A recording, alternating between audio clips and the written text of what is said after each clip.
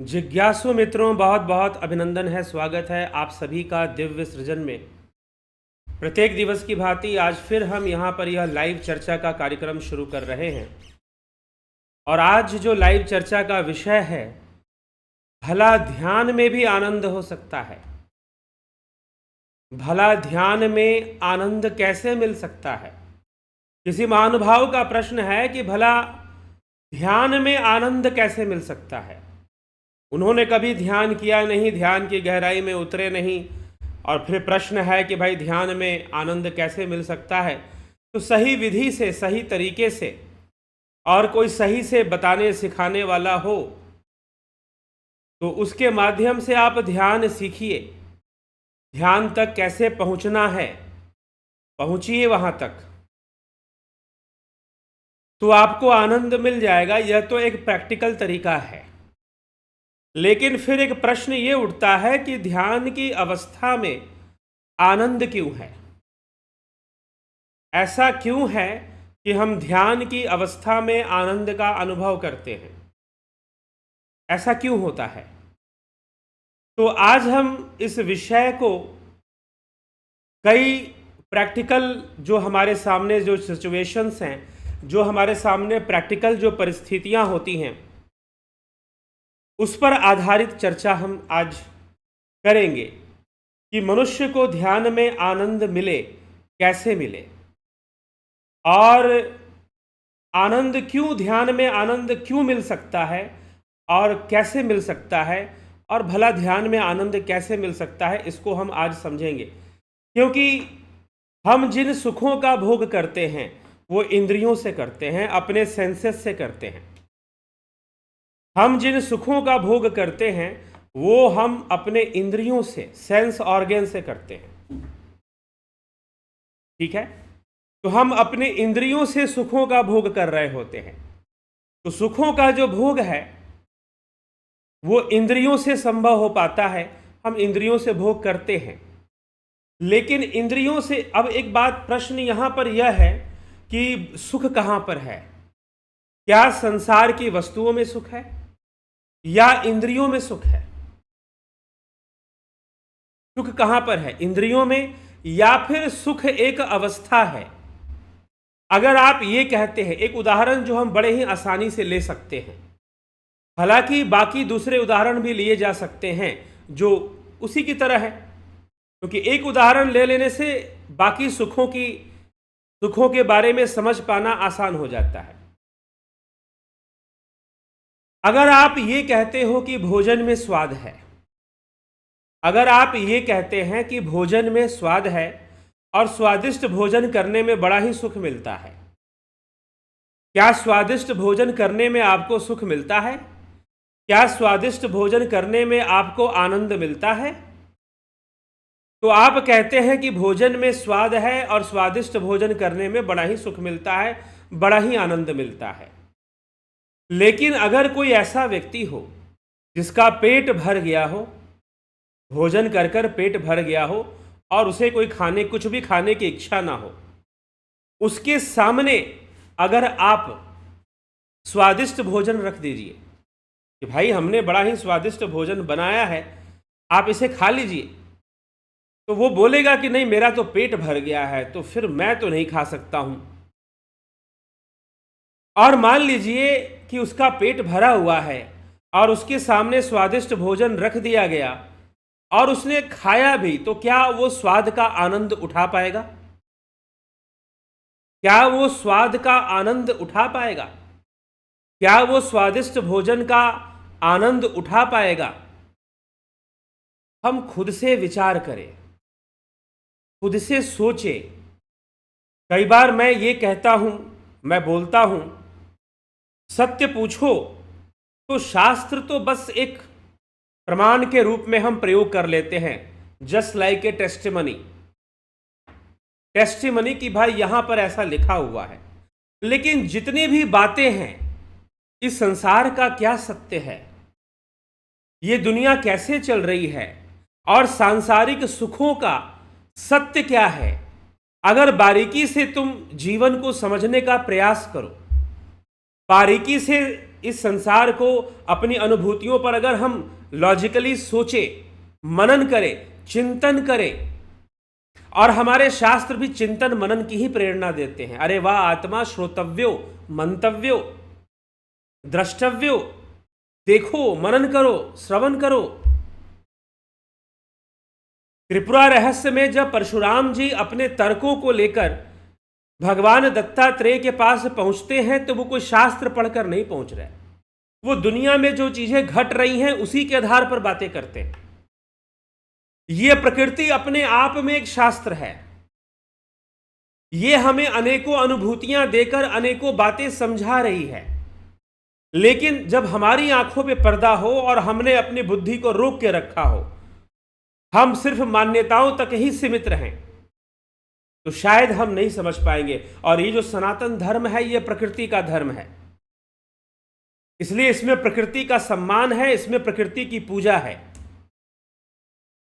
इसमें प्रकृति की पूजा है और इसमें प्रकृति का सम्मान है।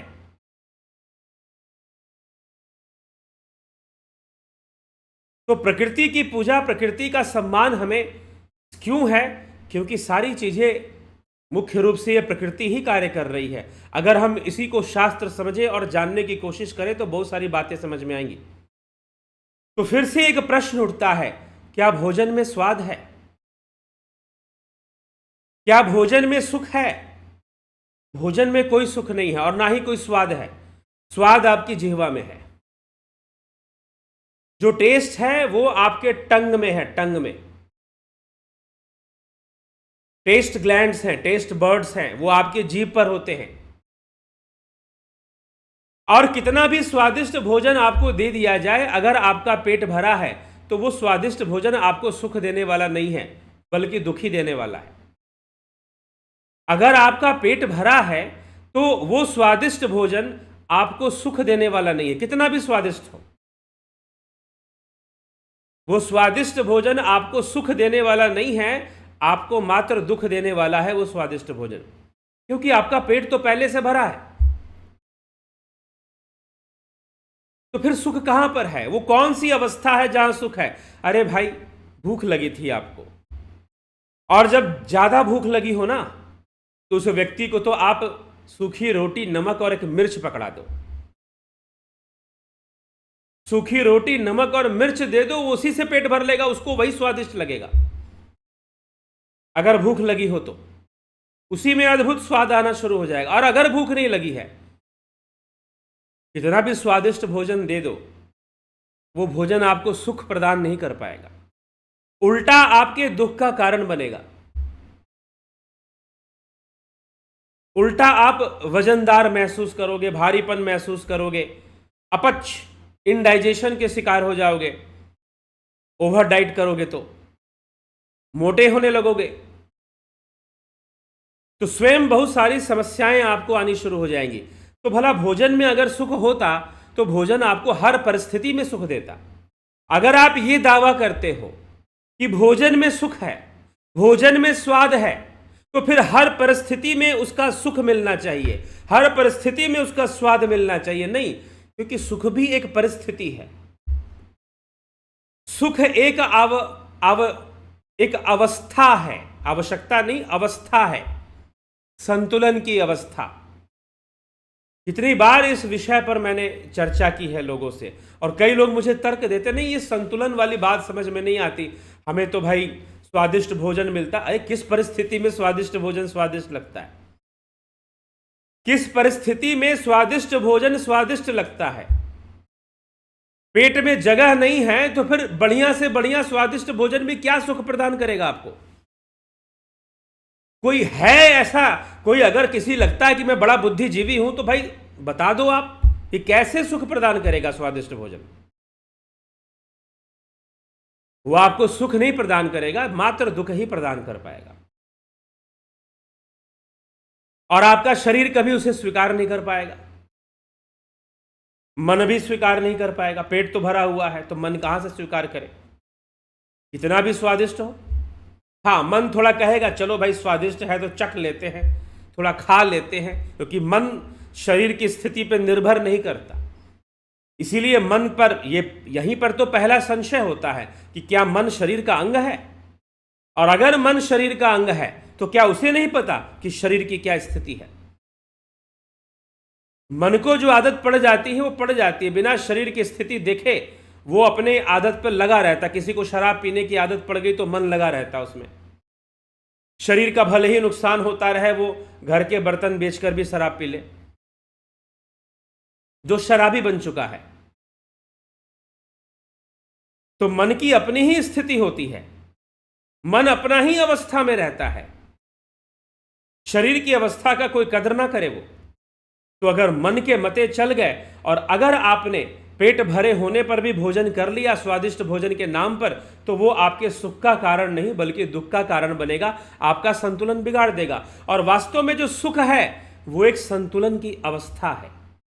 आपको भूख लगी थी, आपने भोजन किया, भोजन का स्वाद भी लिया, आपने सुख का अनुभव किया, पेट भर गया, पेट जो असंतुलन था वो दूर हो गया, संतुलन आ गया, पेट भर गया। तो आपने जो सुख का अनुभव किया एक संतुलन की अवस्था में किया।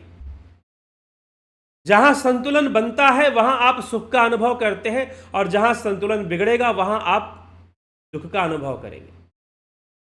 वहां पीड़ा, वहां बीमारियां, बहुत सारी चीजें आनी शुरू हो जाएंगी। तो वास्तव में सुख कहां है? फिर वही प्रश्न, क्या सुख भोजन में है? भोजन करने से जो सुख प्राप्त होता है क्या वो भोजन में है? नहीं, वो तो हमारे भीतर है और एक अवस्था में हमें प्राप्त होता है।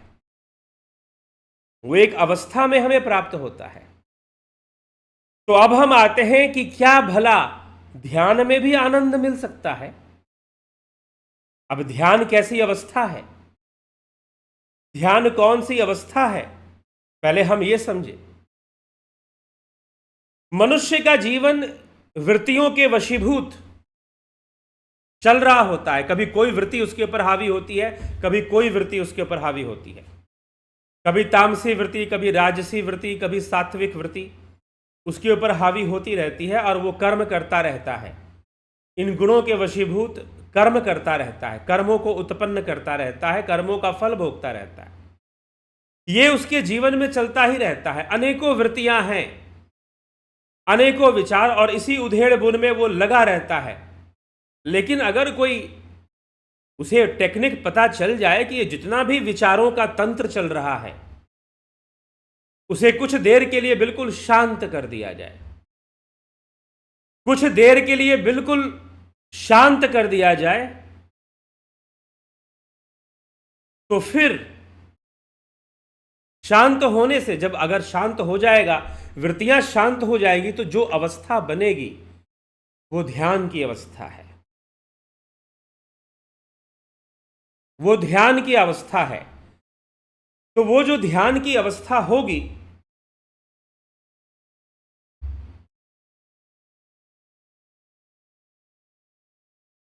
वो ध्यान की अवस्था हमें समझना है, और समझकर हमें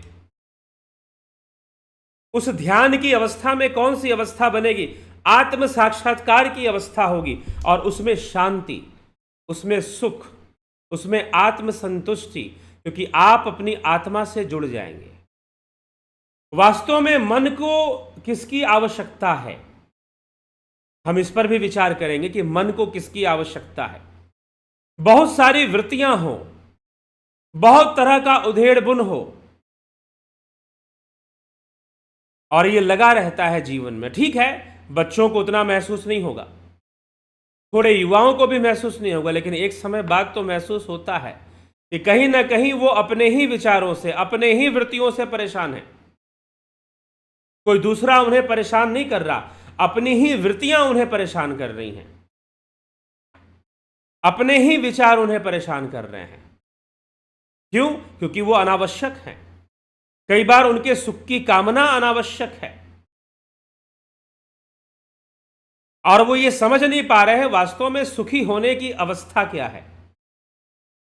सुखी होना एक अवस्था है। सुखी होना अपने आप में एक अवस्था है। तो हम सुखी हों, हम शांत हो और उसमें आनंद ही आनंद है। क्यों? क्योंकि संसार में भी अगर आपको आनंद की अनुभूति हो रही है, सुख की अनुभूति हो रही है, तो एक संतुलित अवस्था में हो रही है, एक संतुलन की अवस्था में आपको आनंद की अनुभूति हो रही है।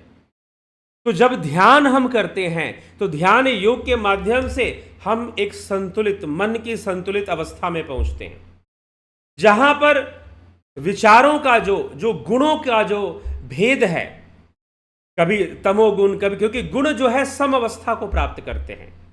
ध्यान योग के माध्यम से हम गुणों को सम अवस्था में ले जाते हैं। तो सम अवस्था में जब गुण जाएंगे तो सारे गुण बराबर, सतोगुण, रजोगुण, तमोगुण, सब के सब सम अवस्था में आना शुरू कर देंगे। और जब सब सम अवस्था में आना शुरू कर देंगे, सम अवस्था में जब सारे के सारे आ जाएंगे, तो कोई वृत्ति वहां पर नहीं होगी, क्योंकि वृत्तियों के रहने के लिए विषम अवस्था जरूरी है। और उस सम अवस्था में आप आनंद का अनुभव करेंगे। सम अवस्था में आप आनंद का अनुभव करेंगे, क्योंकि संतुलन में ही आनंद है, सारा सुख संतुलन में है। ध्यान में आप अपने व्यक्तित्व को संतुलित अनुभव करेंगे। ध्यान में आप अपने व्यक्तित्व को संतुलित अनुभव करेंगे। आप मन को संतुलित अनुभव करेंगे, अखंडित अनुभव करेंगे, अखंड, जिसमें खंड नहीं हो रहा है। और अंतःकरण की जो अखंडता है वो बनी रहेगी। अगर कोई 1 से 1.5 घंटा 2 घंटा भी अगर ध्यान कर लेता है तो सारा दिन वो उस ध्यान की जो एक स्थिति है उसका वो अनुभव करता रहता है। सब कर्म करते हुए, नौकरी या व्यापार कुछ भी करते हुए उसका अनुभव करता रहता है। और वो अपने आप को परिस्थितियों से बचाना सीख लेता है और अपने मन को मजबूत रखना सीख लेता है, उनसे प्रभावित होने से बच जाता है, अपनी स्वयं की रक्षा। तो ध्यान जो है एक सुरक्षा कवच की तरह भी काम करता है। जो लोग डेली ध्यान करते हैं, जो लोग रोज 1 से 1.5 घंटा, कम से कम हो सके तो 2.5 घंटा समय दें, तो अगर वो इतना ध्यान योग में अपना अभ्यास करते हैं तो वो खुद अनुभव करेंगे कि उनके चारों तरफ, उनके मन के चारों तरफ एक सुरक्षा कवच काम करता है। और जो प्रतिक्रिया है, चीजों की जो प्रतिक्रिया है, जो रिएक्शंस हैं, जो भी रिएक्शंस हैं वो जो आती हैं, वो सब की सब, सारी रिएक्शंस को रोक पाना उनके लिए संभव होता है। मेंटल रिएक्शंस उनके कंट्रोल में हो जाता है। तो मानसिक प्रतिक्रियाओं को वो रोक सकते हैं। तो इसीलिए ध्यान आपको निर्णय लेने की, ध्यान से एक तो हमारे अंदर बहुत गुणों का विकास, और रही बात आनंद, आनंद क्यों नहीं आएगा? जब इंद्रियों की उधेड़ बुन शांत हो जाएगी, वृत्तियों का उधेड़ बुन जब शांत हो जाएगा, तो उसमें आनंद ही आनंद है, क्योंकि वह संतुलित अवस्था है और मन के अनुकूल अवस्था है। क्योंकि मन परिवर्तित जल्दी नहीं होना चाहता। हमारा शरीर परिवर्तित हो जाएगा, लेकिन मन को परिवर्तन जल्दी स्वीकार नहीं होता। तो ध्यान वो अवस्था है जहां कोई परिवर्तन ही नहीं होता। आत्मा कभी परिवर्तित नहीं होती, आत्मा कभी परिवर्तित नहीं होती। ध्यान वो अवस्था है जहां पर परिवर्तन नहीं होता, अपरिवर्तन ना होने के कारण। परिवर्तन ना होने के कारण मन वहां लग जाता है, और मन की शांति, बहुत ज्यादा जो विचारों का उधेड़ बुन था वो सब शांत हो गया कुछ देर के लिए। क्योंकि आप ऐसी अवस्था में रह रहे हो जहां पर वृत्तियों का प्रभाव है, जहां वृत्तियों का ऊंचा नीचा चल रहा है। कभी कोई वृत्ति हावी हो जाती है, कभी कोई वृत्ति हावी हो जाती है, कभी लोभ हावी हो जाता है, कभी क्रोध हावी हो जाता है, कभी भय हावी हो जाता है, कभी क्रोध हावी हो जाता है, कभी भय हावी हो जाता है। तो इस तरह से ये वृत्तियां हावी हो जाती हैं, और इन वृत्तियों के वशीभूत हम अपना जीवन जी रहे होते हैं। लेकिन अगर थोड़ा सा भी ध्यान मिल जाए, यद्यपि योगी तो परमानंद का अनुभव करते हैं, थोड़ा सा भी ध्यान मिल जाए तो आप आनंद के गोते लगाओगे। अभी ये तो खैर अनुभव का विषय है कि ध्यान में कैसा आनंद होता है। ध्यान का आनंद अद्भुत होता है। ध्यान का जो आनंद है वो अद्भुत होता है। कितना अद्भुत होता है। अब इसकी तुलना तो कुछ चीजों से की जा सकती है, शास्त्रों में भी तुलना की गई है, लेकिन जो है सत्य पूछे तो बिल्कुल वैसा है ऐसी बात नहीं है। कुछ अलग है, लेकिन आनंद होता है, बहुत आनंद होता है, रोमांचक होता है, मैं कहूं एडवेंचरस भी होता है। तो कुछ लोग जो है ध्यान करते हैं, वो कहते हैं कि भाई हम तो साधना कर रहे थे और हमें ऐसा महसूस होने लगा जैसे कि हम शरीर से बाहर निकल रहे हैं। अब आप सोचिए, तो पहले तो हम डर गए। मैंने कहा डरने की जरूरत नहीं है, कुछ होने वाला नहीं है, आप ध्यान कीजिए, साधना कीजिए, जो होगा अच्छा होगा। तो ध्यान में कई बार जो है ऐसी एक्सपीरियंसेस आती हैं जो बियॉन्ड बॉडी होती है, तो वो भी आनंद देती हैं। और अगर नाद ध्यान शुरू हो जाए, सही तरीके से नाद ध्यान शुरू हो जाए, तो नाद का अभ्यास करते करते शून्य की प्राप्ति होती है। ऐसा लगता है कि जैसे पूरा एग्जिस्टेंस डिसॉल्व हो रहा है। अब आप पूछो कि उसमें आनंद नहीं है? जबरदस्त आनंद है, क्योंकि आप जितने भी आनंद भोगते हो ना, वहां स्वयं को भूलते हो। आप पूरी तरह से उसमें इन्वॉल्व होते हो, तब जाकर वो चीज आपको आनंद देती है। लेकिन आनंद जो अवस्था बन रही है, सुख की जो अवस्था बन रही है, वो आपकी आंतरिक है, वो बाहरी नहीं है। बाहरी चीजें इंद्रियों के माध्यम से मात्र साधन बन रही है, लेकिन वह जो संतुलित अवस्था है, वो अगर अपने आप ही प्राप्त हो जाए, तो ध्यान योग के माध्यम से वह जो संतुलित अवस्था है, जहां पूर्ण काम की अवस्था होती है, मतलब संपूर्ण कामनाएं पूर्ण हो जाती हैं, वो जो संतुलित अवस्था है, जो पूर्ण काम की अवस्था है, वो हमारे ध्यान योग से ही हमको प्राप्त होती है। तो जब हम ध्यान करते हैं तो सारी वृत्तियों का शून्य होना, और एक समय जब हम शरीर या अपने होने की जो वृत्ति है वो लंबे समय तक बनी रहती है कि मैं हूं, आई एग्जिस्ट। और जब वो भी डिसॉल्व होती है, तुरिया के भी परे, मैं दृष्टा हूं, इससे भी परे, मैं साक्षी हूं, इससे भी परे जाओगे तो कुछ अलग ही अनुभव होगा। इससे भी आगे जाओगे तो कुछ अलग ही अनुभव होगा। तो फिर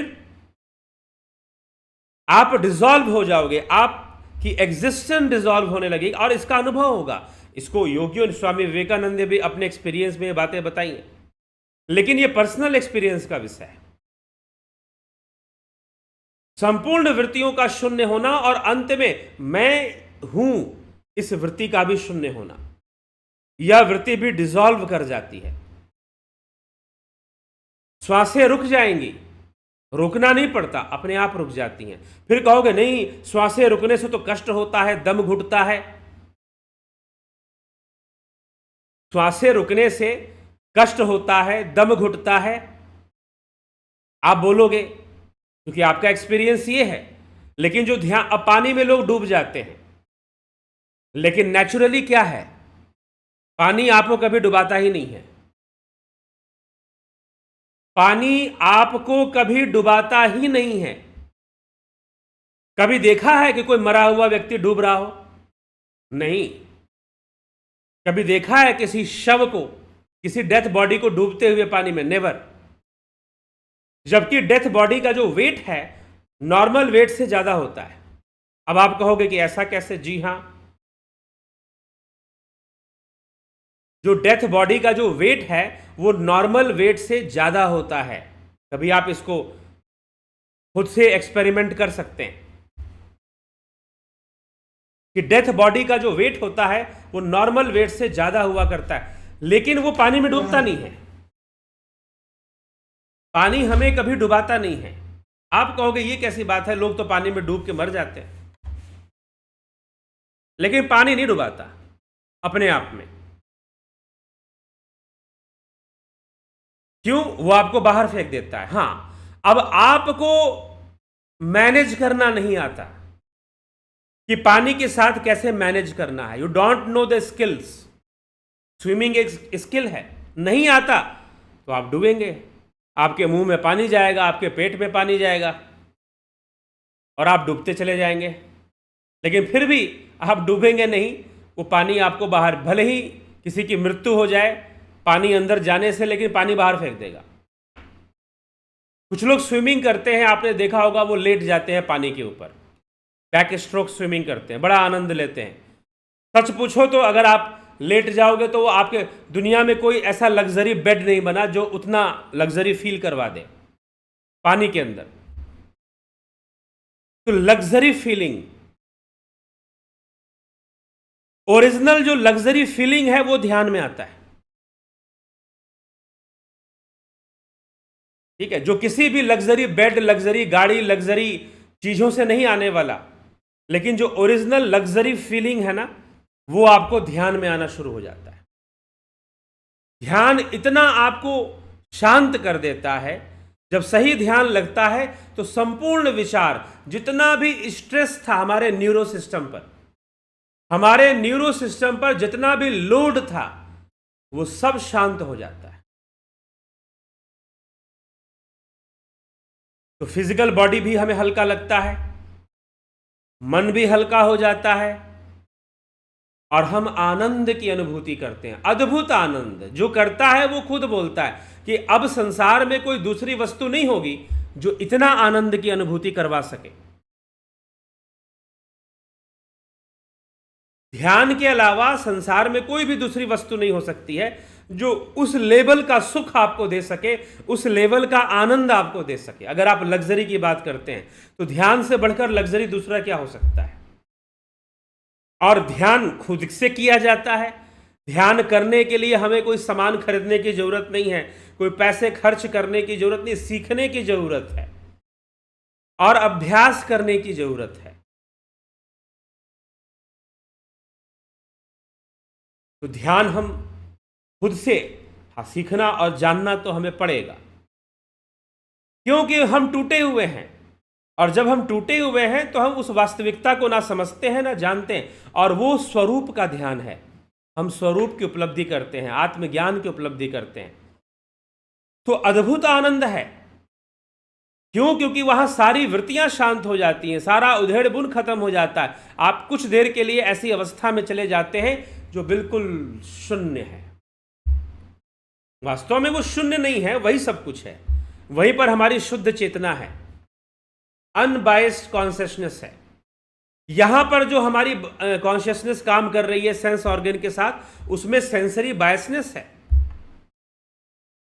उस कॉन्शियसनेस में सेंसरी बायसनेस है, सेंसरी लिमिटेशंस हैं, लेकिन ध्यान शुद्ध है। और साथ ही साथ जब ध्यान लगता है तो योगी कई अनुभूतियों से गुजरता भी है। उसे कई अनुभूतियां जो इस बॉडी के बाहर हैं, सूक्ष्म जगत की हैं, उन एक्सपीरियंसेस का वो साक्षात्कार करना शुरू कर देता है। उन अनुभूतियों का वो साक्षात्कार करना शुरू कर देता है। तो जब उसे रियलाइजेशन होते हैं तो उसका भी आनंद उसे मिलता है। वो बहुत कुछ जानता है, अपनी इंद्रियों से हटकर वो कुछ नया देखता है, नया जानता है, नया अनुभव करता है। आपका संपूर्ण संसार सेंसरी बाउंडेशन में है, लेकिन जब आपको बियॉन्ड सेंसेस कुछ जानने को मिलता है, समझने को मिलता है, कुछ रियलाइजेशन मिलता है बियॉन्ड सेंसेस, तो वो भी हमारे आनंद का कारण बनता है। तो वो भी हमें सुख देता है, क्योंकि हमें उसकी आवश्यकता थी। हमारे जीवन में उस अनुभूति की कमी थी और वो हमें मिल रहा है, तो वो हमें आनंद देता है। वो हमारे व्यक्तित्व का अंग है। तो ध्यान आपके व्यक्तित्व का विकास कर देता है, आपकी पर्सनालिटी डेवलपमेंट कर देता है, आपकी कॉन्शियसनेस को डेवलप कर देता है। तो आपकी जो नॉलेज के जो डायमेंशंस हैं वो इंक्रीज कर जाते हैं, डेवलप कर जाते हैं नॉलेज के डायमेंशन। अभी जो नॉलेज का डायमेंशन है वो सेंसरी है, वो कंप्लीटली सेंसरी है। आपके पास जो नॉलेज गेन होती है वो सेंसरी नॉलेज गेन होती है। लेकिन जब आप ध्यान करते हैं, अपनी कॉन्शियसनेस को डेवलप करते हैं, तो आप जो है उस आनंद को भोगते हैं और कई अनुभूतियां जो इंद्रियों के परे हैं वो भी आपको मिलने शुरू हो जाते हैं, वो भी आपको मिलने शुरू हो जाते हैं। तो आपको ये अभ्यास का विषय है। तो ध्यान में आनंद, क्योंकि ध्यान एक संतुलित अवस्था है, पूर्ण संतुलित अवस्था, और जहां संतुलन मिलेगा वहां हमें आनंद मिलेगा। क्योंकि बाहर में भी, संसार में भी जो आनंद और सुख हमें मिल रहा है इंद्रियों से, वो भी एक संतुलन की अवस्था में ही मिल रहा है। अगर हमें बाहर भी आनंद और सुख मिल रहा है तो वो भी एक संतुलन की अवस्था में ही मिल रहा है। मैं इस बात को रिपीट करके बोल रहा हूं ताकि इस बात को आप नोटिस कर लो। इसीलिए मैंने पहले कहा कि क्या भोजन में आनंद है, क्या भोजन में सुख है? जी नहीं। इतना पेट भरा हुआ है और स्वादिष्ट भोजन कोई खिलाए तो भी खाने का मन ना करे, तो भी हम ना खा पाए, भाई नहीं हो पाएगा क्योंकि पेट तो भरा हुआ है। और अगर हमने जबरदस्ती खाया तो फिर दुख का कारण बनेगा, वो सुख का कारण नहीं बनने वाला। वो स्वादिष्ट भोजन भी दुख का कारण बनने वाला है। तो सुख की अनुभूति एक संतुलन की अवस्था में है और ध्यान आपको पूर्ण रूपेण संतुलित करता है। ध्यान आपको पूर्ण रूपेण संतुलित करता है और जब हम उस संतुलन का अनुभव करते हैं तो अद्भुत आनंद की अनुभूति होती है। जब हम उस संतुलन की अवस्था में पहुंचते हैं तो एक अद्भुत आनंद का झरना फूट पड़ता है। परमहंस योगानंद लिखते हैं कि एक बूंद भी उसकी मिल जाए, एक ड्रॉप, ओनली वन ड्रॉप, एक बूंद, मतलब कुछ देर के लिए भी अगर हमें उस अवस्था का अनुभव हो जाए। जब स्वामी विवेकानंद को इस अवस्था का अनुभव हुआ, वो ठाकुर के चरणों में जाके गिर गए, बोले कि ठाकुर आप मुझे उसी अवस्था में रहने दो, मुझे बड़ा मजा आ रहा था, बड़ा आनंद आ रहा था, मुझे किसी चीज की आवश्यकता नहीं है। I want to stay in that situation of ध्यान, मुझे किसी चीज की आवश्यकता नहीं। ठाकुर ने कहा कि नहीं, ये तो मैंने तुझे ऐसे अवस्था का अनुभव करवा दिया, लेकिन तुझे खुद से करना है और तुझे जनमानस तक इस ज्ञान का संदेश भी पहुंचाना है, क्योंकि ये ऋण हो जाएगा तेरे ऊपर अगर तूने उस आनंद का अनुभव किया और उस आनंद का मार्ग लोगों तक नहीं पहुंचाया तो ये पाप होगा, ये गलत होगा। क्योंकि उनका भी जीवन चाहे अमीर हो चाहे गरीब हो, इंद्रियों के वशीभूत, वृत्तियों के वशीभूत, वह भी दुखी हो रहे हैं, अशांत हो रहे हैं। क्योंकि सुख कोई ऐसा विषय तो नहीं कि जबरदस्ती मान लिया जाए कि इसमें सुख है। नहीं भाई, सुख तो अनुभव का विषय है, जबरदस्ती मानने का विषय नहीं है। कुछ लोग हैं जो कहते हैं कि नहीं इसी को सुख मानो, इतना। अरे तुम दूसरों के सुखों की गणना अपने से मत करो। तो ऐसे विचित्र टाइप के भी लोग होते हैं जो दूसरों को सुखों को निश्चय करना चाहते हैं, दूसरों के सुखों को वो निश्चित करना चाहते हैं। या तो तानाशाह टाइप के लोग हैं या फिर मूर्ख टाइप के लोग हैं। और तानाशाही और मूर्खता कई बार जुड़ जाती है, एक हो जाती है।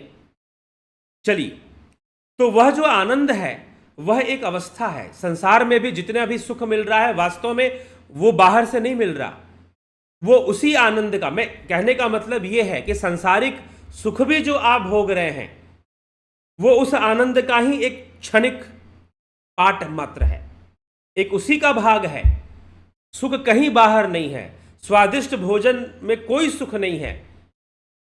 भोजन करते हो, आनंद आता है, पेट भरता है, स्वाद भी मिलता है, पेट भी मिलता है, कमी पूरी होती है, एक संतुलन की अवस्था बनती है। आप सुख का अनुभव करते हैं, आप आनंद का अनुभव करते हैं।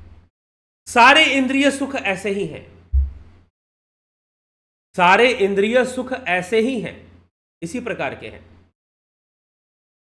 तो हमें विचार करना पड़ेगा वास्तव में सुख क्या है। मैं ये नहीं कह रहा हूं कि आप इंद्रिय सुखों को नहीं भोगो, भोगो, लेकिन आप उसकी सच्चाई जानो। आप इंद्रिय सुखों की सच्चाई जानो, इसकी लिमिटेशन क्या है। तो कोई भोजन स्वादिष्ट नहीं होता, सारा स्वाद यहां से निकलता है और इसी के आधार पर आप भोजन बनाते हो। कोई भोजन स्वादिष्ट नहीं होता।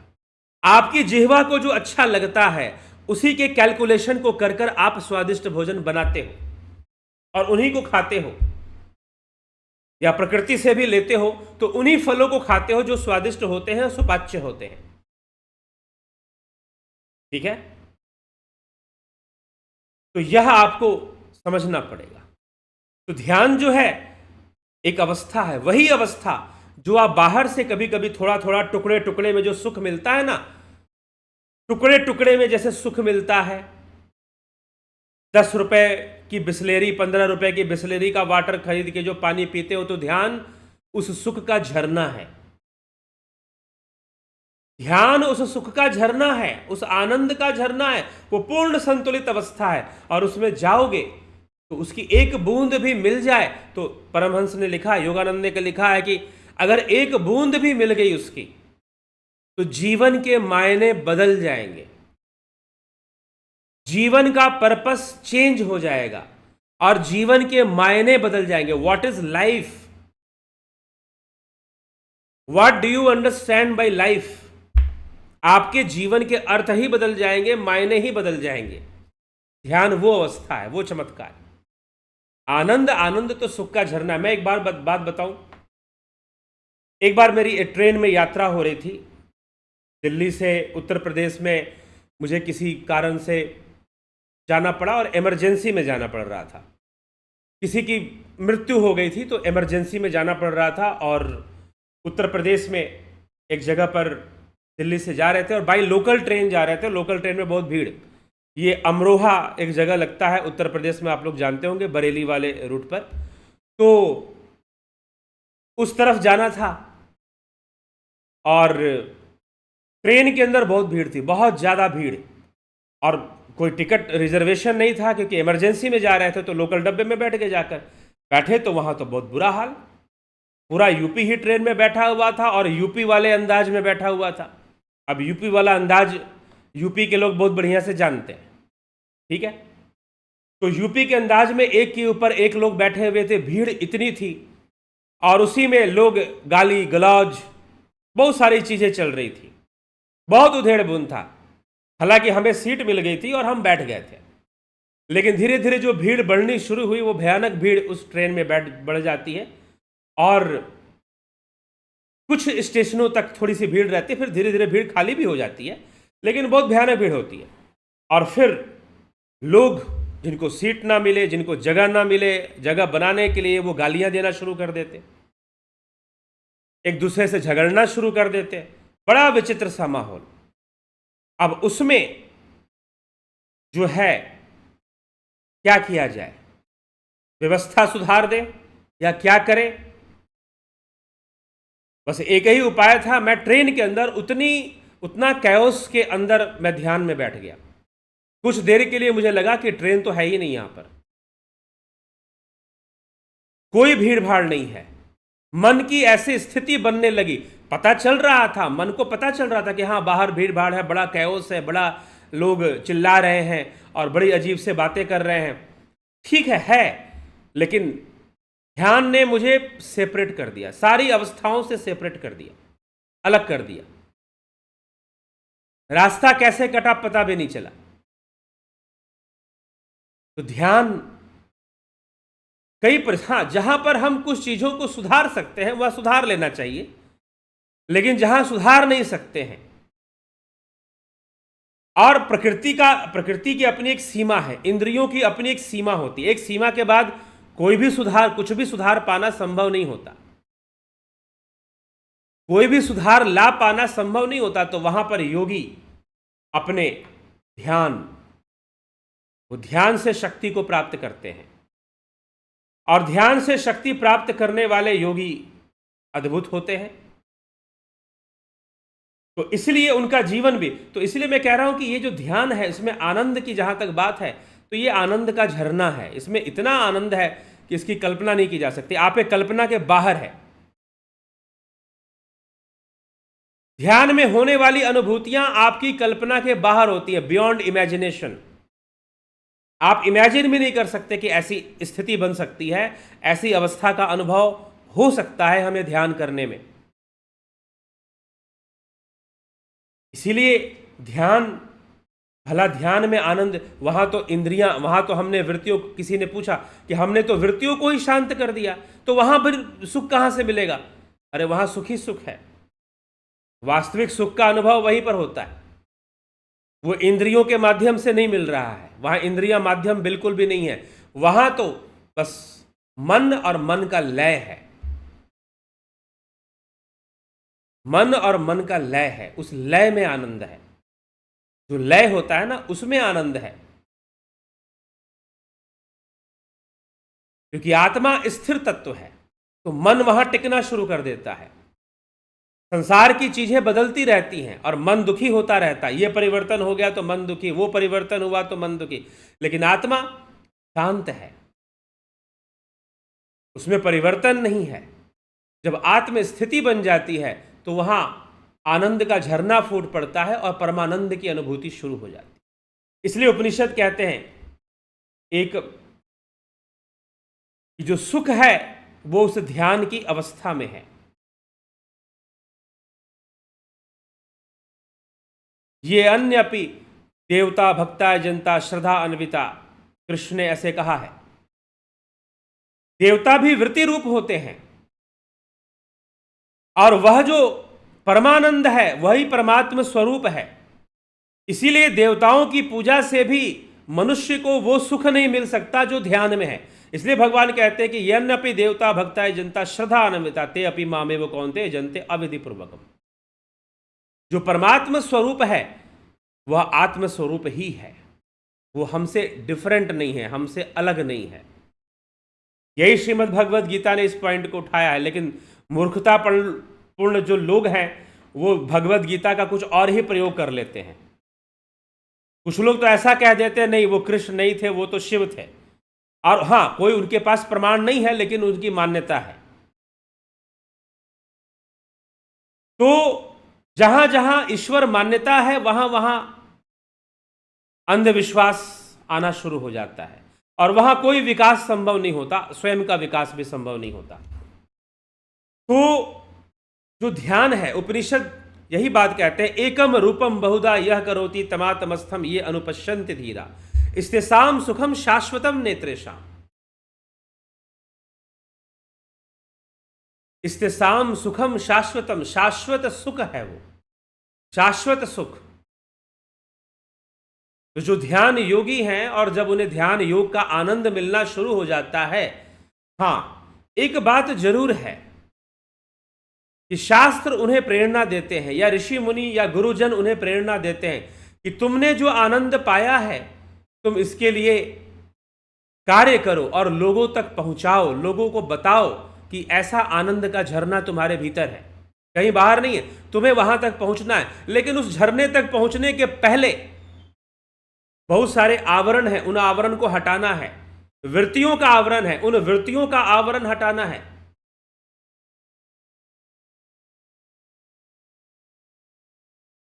उन वृत्तियों का आवरण हटाना है कि उन्होंने रोक रखा है, उस आनंद के झरने को रोक रखा है, उसके मुंह को बंद करके रखा है। अगर आप अनुभव करना चाहते हैं ध्यान योग, अगर आप अनुभव करना चाहते हैं कि हम उस आनंद की अवस्था में पहुंचे, हम उसका अनुभव करें, क्योंकि मैं तो जब भी आपको बोल रहा हूं तो मुझे उस अवस्था का स्मरण हो रहा है। कुछ समय के लिए मैंने वो अवस्था का अनुभव किया है, तो मुझे उसका बार बार स्मरण, बार बार मेरे स्मृति में वो आ जा रहा है जब भी मैं आपको ये बात बता रहा हूं, क्योंकि रहेगा, क्योंकि मैंने अनुभव किया है उसका। तो वो आनंद का जो झरना फूटता है वहां तक पहुंचना है, तो स्टेप वाइज स्टेप हमें आगे बढ़ना पड़ेगा। ध्यान योग का कोर्स इसीलिए दिया जा रहा है, ध्यान योग का जो कोर्स है वो इसीलिए दिया जा रहा है, आपको वो मार्ग दिखाया जा सके। तो चक्कर क्या है कि हमें धर्म के मामले में औपचारिकता करने की आदत पड़ चुकी है, हमें धर्म के मामले में औपचारिकता करने की आदत पड़ चुकी है। तो जो औपचारिकताएं हैं हम उनमें फंसे रहते हैं और हमको लग रहा होता है कि शायद इसी में हम बड़े महान हैं,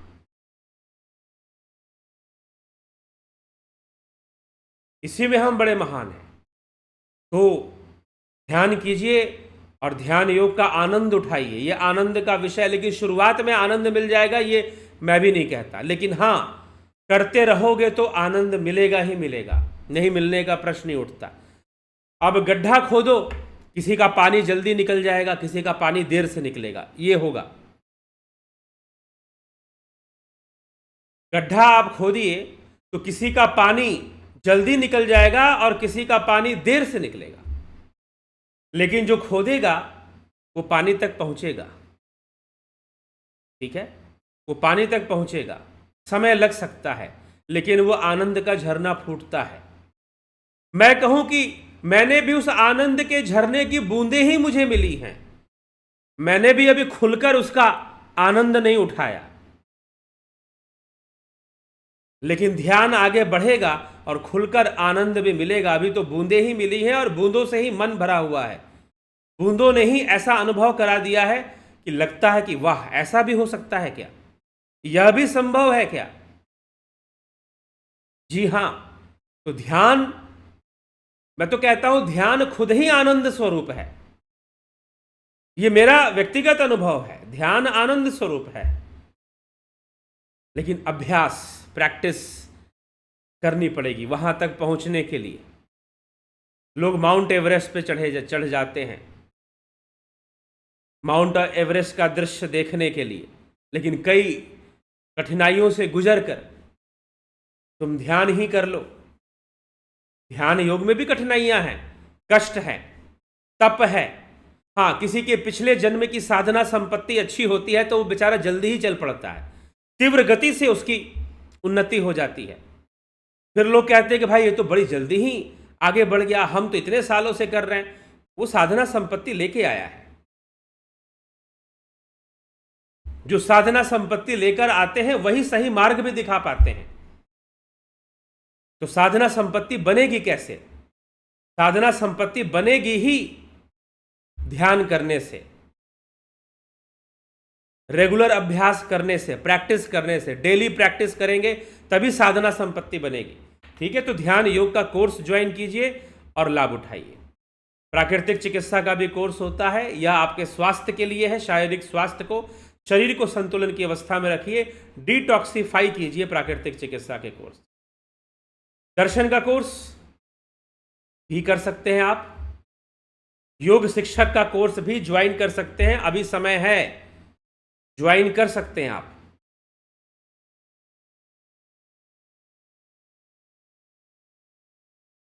किसी प्रकार की एस्ट्रो कंसल्टेंसी आपको लेनी है तो उसके लिए भी संपर्क कर सकते हैं।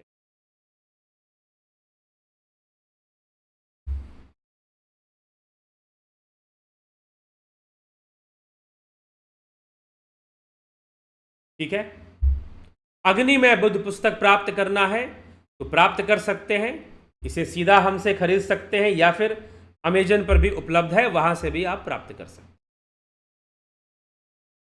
चलिए, तो आपके कमेंट्स देख लें, आपके टिप्पणियों को भी हम देख लें। विमला शाह जी, बहुत अभिनंदन है। मंजू बाला जी, संतोष कुमार जी, सृजनी महंता, गंभीर शाह जी, योगेश खैरनर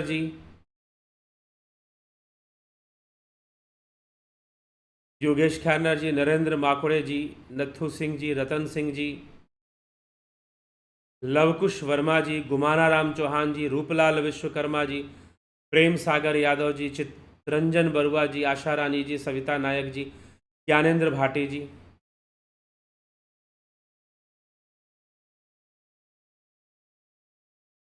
ओम तत्सत, काशीनाथ जी, रामविलास जी, श्वेता राय सिन्हा जी,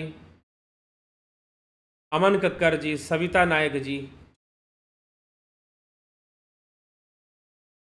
गुरु जी को सदा आभारी। आज ध्यान में वीणा वादन के आनंद की प्रतीति मिली, बहुत मधुर आनंद। जी हाँ, वीणा की आवाज सुनाई देती है ध्यान में कई बार।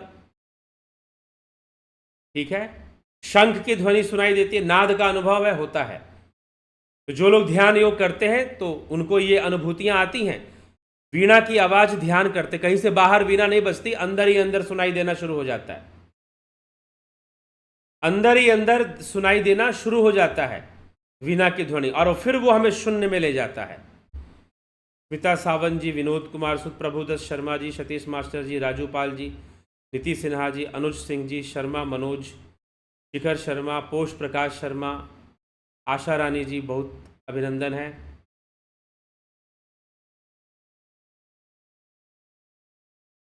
शब्द प्रवाह, आपका प्रयास प्रशंसनीय है, आभार आपका। एके त्यागी जी, सविता नायक जी, प्रभु जी बड़ी सूक्ष्मता महसूस होती है, बड़ी लंबी यात्रा इस योग साधना के आधार पर अभी कर ली, अच्छी बात है, शुभकामनाएं। अरविंद कुमार, हरीश चंद्र जी, अरविंद कुमार, सर कोई जन्म से ही गूंगा, बहरा, लंगड़ा या शरीर में कोई भी अपंगता के साथ जन्म होता है, ये क्या उनका कर्मफल है? जी हाँ, कर्मफल ही है। जे जायसवाल जी, अरविंद कुमार जी, सर ध्यान के लिए मन को मुक्त होना, आज़ाद होना कितना जरूरी है, और क्या मन के मुक्ति किए बिना ध्यान लग सकता है? मन को मुक्त होना नहीं, पहले तो मन को बांधना है। मन मुक्त कहां हुआ? जो मन इंद्रियों में गमन कर रहा है वो मुक्त कहां है? अरविंद कुमार जी, ध्यान ही मन की मुक्ति है।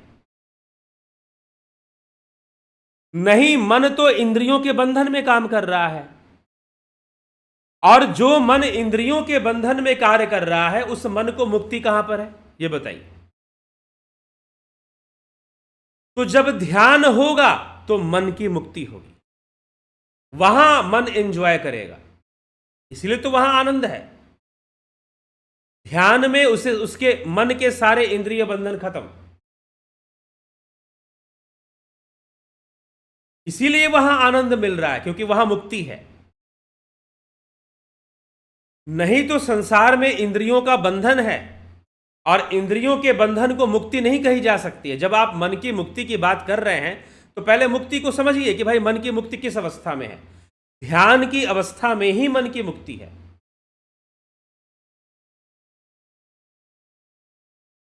तो ध्यान के लिए मन का मुक्त होना जरूरी है? नहीं। जब ध्यान होगा, जब हम वास्तविक ध्यान की अवस्था में प्राप्त, क्योंकि अवस्था है ये प्राप्त होती है, इसको जबरदस्ती किया भी नहीं जाता। हाँ, उसको उस अवस्था तक हम पहुंचे, उसके लिए कुछ प्रैक्टिसेस की जाती हैं, उसके लिए अभ्यास किया जाता है। लेकिन ध्यान स्वतः घटित होता है फिर, और ध्यान जब होगा मन मुक्त हो जाएगा। ये जो आपने कहा कि पहले मन को मुक्त करना है, ये यहां पर पॉइंट गलत हो जा रहा है। पहले कोई मन को, पहले कौन से मुक्त होगा? ध्यान खुद ही मन की मुक्त अवस्था है। जब ध्यान खुद ही मन की मुक्त अवस्था है तो ध्यान से पहले कौन सा मन की मुक्ति हो जाएगी, और मन की कौन सी मुक्त अवस्था हो जाएगी? नहीं हो पाएगी। अगर आप कहते हैं कि नहीं, हमने मन को स्वतंत्र छोड़ दिया है, तो कहां छोड़ दिया है? इंद्रियों के बंधन में छोड़ दिया है। ठीक, हां, ध्यान तभी होगा जब हम कुछ ना करने का भाव रखें, और ऐसे ही नहीं, कुछ प्रैक्टिसेस के माध्यम से। क्योंकि अगर आप संसार में नॉर्मली, कुछ लोग कहते हैं कि कुछ ना करने का भाव रखें, अरे भैया, इस संसार में यह भाव संभव नहीं है, कुछ ना करने का भाव। इंद्रियां बलात् आपको कर्म में लगा देंगी, कुछ करने में लगा ही देंगी। कुछ ना करना भी कुछ करना हो जाएगा, क्योंकि कुछ ना करना अपने आप नहीं आता, संकल्प से नहीं। जहां आपने संकल्प ले लिया कि मैं कुछ ना करने का भाव रखूं, तो आप कुछ कर रहे हैं यहां पर, तो कुछ ना करना भी करना बन जाता है। कुछ लोग मुझसे चर्चा में मिल जाते हैं, वो कहते हैं कि नहीं, ध्यान तो कुछ नहीं करना है, तो बस शांत बैठ जाओ और कुछ भी ना करो। तो यहां पर कुछ ना करना भी एक काम हो जाता है, क्योंकि आप स्पेशली उसके लिए बैठे हो, तो कुछ ना करना भी एक काम हो गया।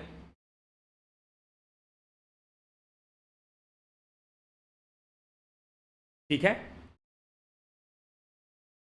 तो ये स्थिति बन जाती है। तो मन मुक्त कभी भी नहीं हो पाता, ध्यान की अवस्था में ही मन मुक्त होता है। हाँ, ध्यान की अवस्था तक पहुंचने के लिए हमें कुछ अभ्यासों से गुजरना पड़ता है।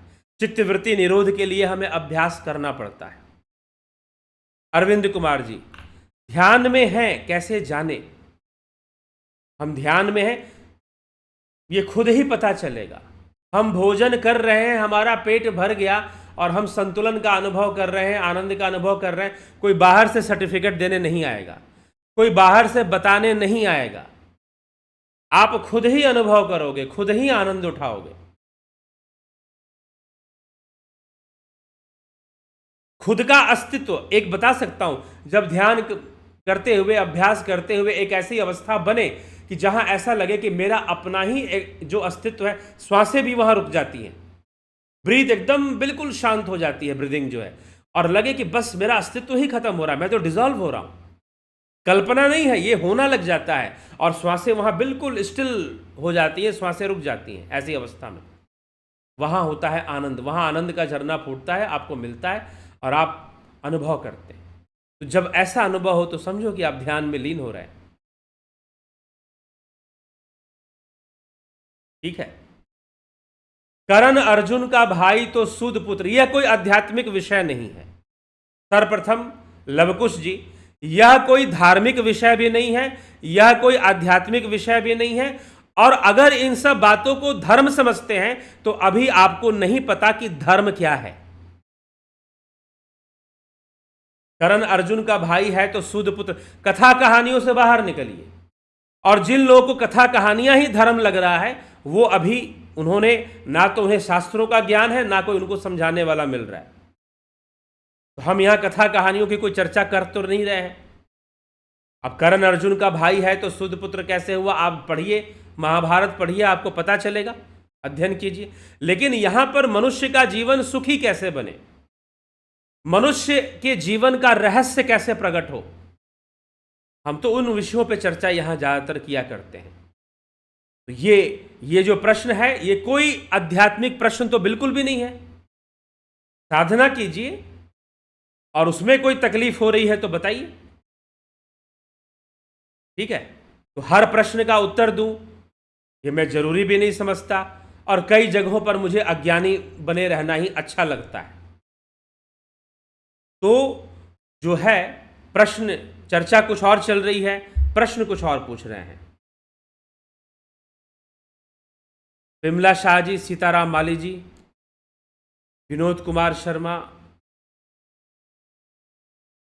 गुरुदेव क्या ध्यान में बाहर की आवाज सुनाई देती है?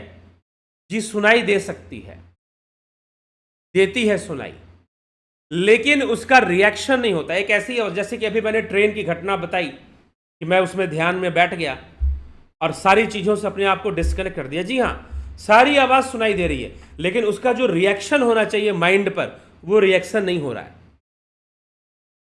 इसे कहते हैं संप्रज्ञात समाधि, भी इसे कहा गया है।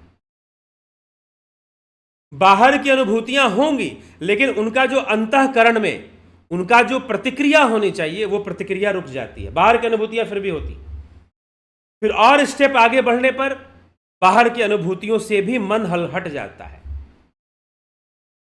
और अभ्यास करने पर और आगे बढ़ने पर।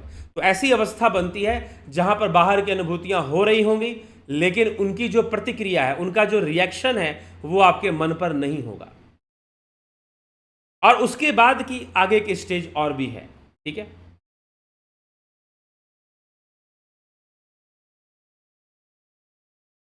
ठीक है, ये चीज है। सविता नायक ही ध्यान में आगे निकल गई, बाकी हम सब प्रश्न उत्तर में ही लगे हैं। वो तो अपना अनुभव बता रही हैं। कई लोगों ने ध्यान योग का कोर्स किया है, आगे निकल गई, पीछे निकल गई, बात ये नहीं है। बात है कि वो अपना अनुभव शेयर कर रही हैं कि मैं ध्यान योग करने के बाद वो ऐसे अनुभूतियों को प्राप्त करती हैं। तो यह अनुभव का विषय है, अनुभूति प्राप्त करने का विषय है। तो आप अनुभव को प्राप्त कीजिए। और ये अभ्यास, इसीलिए कल भी मैंने कहा था कि ध्यान या अध्यात्म ये सब प्रतिस्पर्धा का विषय नहीं होता, इसमें कोई प्रतिस्पर्धा नहीं होती। ठीक है। हाँ, लेकिन कई बार लोग इसको प्रतिस्पर्धा बनाना शुरू कर देते हैं तो बेचारे कहीं पहुंचते नहीं हैं।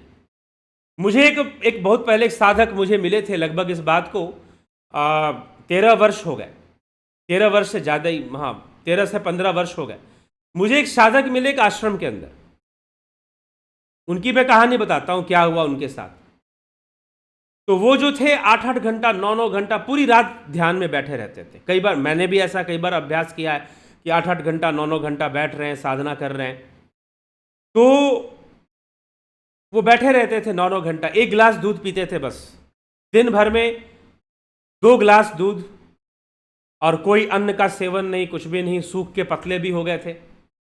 और उन्होंने खूब साधना की, 12-12 घंटे बैठकर ध्यान करना और वो करना। और फिर वो वहाँ से चले गए। और कुछ वर्षों बाद, लगभग आज से 5 वर्ष बाद, फिर से मुझे उनसे मुलाकात हो गई। तो वो किसी मंदिर में थे, उधर जो है आपको पहाड़ों में अल्मोड़ा, नैनीताल से आगे, नैनीताल के पास किसी मंदिर में वो थे और वहाँ मुझे मिले। तो मैंने कहा कि आप तो बहुत साधना करते थे, आप तो इतना ध्यान में मग्न, ऐसे रात रात भर बैठते थे। तो उन्होंने कहा कि अरे हाँ, बहुत बैठा मैं, लेकिन मुझे मिला क्या? मैंने कहा क्या मिला? आपको आनंद की अनुभूति नहीं हुई? तो उन्होंने कहा कि नहीं, मैं तो आनंद नहीं, मैं तो सिद्धियों को प्राप्त करने के लिए बैठता था। आनंद वानंद तो बाद में मिलेगा, लेकिन मेरे पास सिद्धि आ जाए, शक्तियां आ जाए, मैं कुछ कर लूं, मैं दुनिया को कुछ दिखा दूं, दुनिया को अपने पीछे लगा लूं। तो ऐसी महत्वाकांक्षा लेकर वो साधना कर रहे थे। तो ध्यान में अगर आनंद लेना है तो ऐसी चीजों को अपने मन में ना रखें।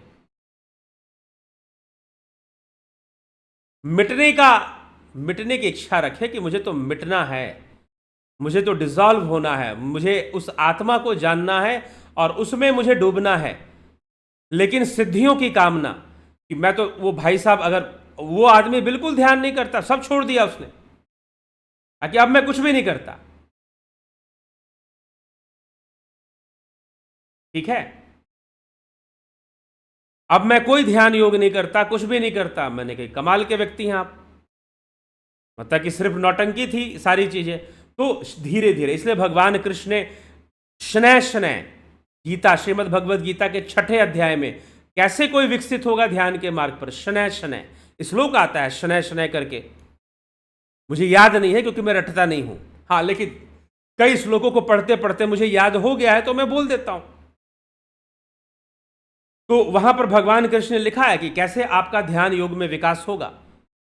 कबीर साहिब की वाणी में आता है कि माली सींचे 100 घड़ा, ऋतु आए फल होए। माली भले 100 घड़ा सींच ले, लेकिन फल तो ऋतु आने पर ही होगा। तो फल की प्राप्ति, जो फल की प्राप्ति है, वो तो अभ्यास करते रहने से, धीरे धीरे आगे बढ़ने से होगा। कोई सोचे जबरदस्ती, जो लोग जबरदस्ती कोशिश करते हैं उनकी हालत वैसे है जैसे कि एक सोने की अंडे देने वाली एक मुर्गी थी, वो किसान के पास थी, तो महीने में एक बार सोने का अंडा देती थी। वो, उसने सोचा कि भाई सोने का अंडा कैसे देती थी, सोने का अंडा कैसे हो सकता है, लगता है इसके पेट में बहुत सारे सोने के अंडे हैं और महीने में एक बार देती है, क्यों ना इसको मार कर मैं सारे अंडे एक साथ निकाल लूं। और उसने उसको मार भी दिया और एक भी अंडा नहीं निकला। और वो सोने की अंडा, जो हर महीने सोने का अंडा देती थी, वो मर भी गई, उसकी मृत्यु भी हो गई, कुछ मिला भी नहीं। तो ये जो ध्यान योग है, इसमें शनैः शनैः विकास होता है। अगर जबरदस्ती, क्योंकि बहुत ही बारीक विषय है, गंभीर और सूक्ष्म विषय है ये, जबरदस्ती कोई इसमें आगे नहीं बढ़ पाता। अभ्यास में जो लगा हुआ है, कंटिन्यूअस बना हुआ है, डेली जो साधना करता है, इसलिए रोज करो, 1.5 घंटे 2 घंटे डेली बैठो। जो डेली प्रैक्टिस में लगा रहता है वो शनैः शनैः आगे बढ़ता है और वो उस आनंद के झरने तक पहुंचता है। लेकिन जो सोचता है कि मैं आज ही बैठकर सारा वो कर दूंगा, मैं तपस्वी बन जाऊंगा, मैं ये कर दूंगा, नहीं। जो बहुत कुछ बनना चाहते हैं, बहुत कुछ करना चाहते हैं, वो बेचारे फंस जाते हैं। विश्वामित्र जी तपस्या करते थे बहुत कुछ बनने के चक्कर में, लेकिन मिल ही नहीं पा रहा था, मिल ही नहीं पा रहा था। और जिस दिन उनको लगा कि मैं तो खत्म हो गया, मैं तो कुछ हूं ही नहीं, उस दिन वो पहुंच गए, उस दिन वो पहुंच गए। तो इसीलिए ध्यान में अगर आगे बढ़ना है तो कभी भी प्रतिस्पर्धा मत करना, कुछ नहीं मिलने वाला। थोड़ी बहुत अनुभूतियां हो जाएंगी, लेकिन उस आनंद के झरने तक पहुंचने के लिए तो ठीक है, मेहनत करनी पड़ती है। ठीक, और अभ्यास करते रहना पड़ता है, वो भी एक सिस्टम में अभ्यास करना, जबरदस्ती का अभ्यास नहीं, जबरदस्ती की प्रैक्टिस नहीं।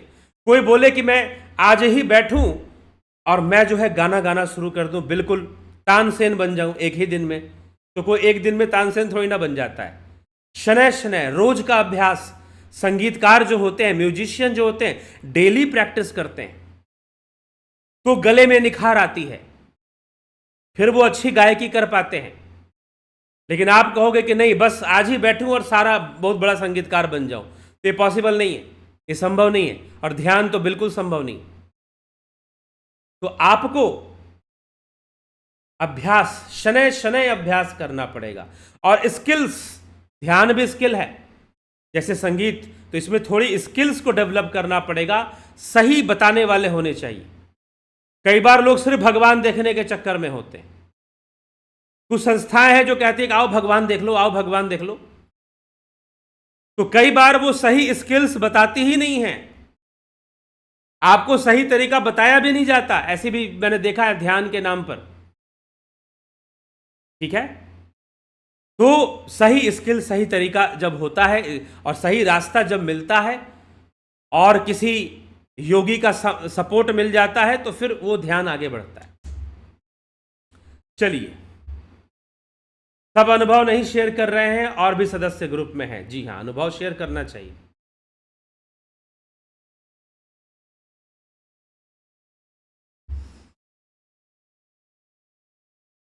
ध्यान में बैठने पर शरीर ऊपर की ओर उठने लग जाता है, गर्दन थोड़ी नीचे भी झुकती है, तुरंत ऊपर उठ जाती है। ठीक है, अच्छी बात है। मन हल्का शांत हो जाता है। जी हाँ, यह भी है। ध्यान थोड़ा सा भी लगे तो आनंद की अनुभूति, लेकिन इसके आगे अभी बहुत कुछ है, बहुत कुछ है, अद्भुत अनुभूतियां हैं। चलिए ठीक है, तो ध्यान अपने आप में एक द्वार खोल देता है, एक आनंद की जगत का द्वार, एक रोमांचक जगत का द्वार खुल जाता है। तो ध्यान से बहुत कुछ संभव है, बहुत कुछ पॉसिबल है। हम प्रैक्टिस करेंगे तभी जाकर सारी चीज़ें हमारे सामने आना शुरू कर देती है। तो चलिए, इसी के साथ हम विचारों को विराम देंगे। ध्यान योग का कोर्स जो है वो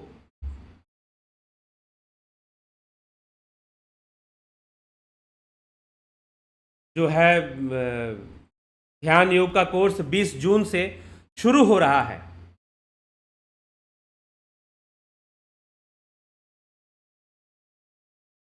और इसको आप ज्वाइन कर सकते हैं, प्राकृतिक चिकित्सा भी। तो ये सब कोर्सेज के बारे में आपको जानकारी लेनी हो तो आप इस नंबर पे कांटेक्ट करेंगे, 9661802459। इस नंबर पे कांटेक्ट कर आप डिटेल्स ले लेंगे कि कोर्स कैसे ज्वाइन करना है।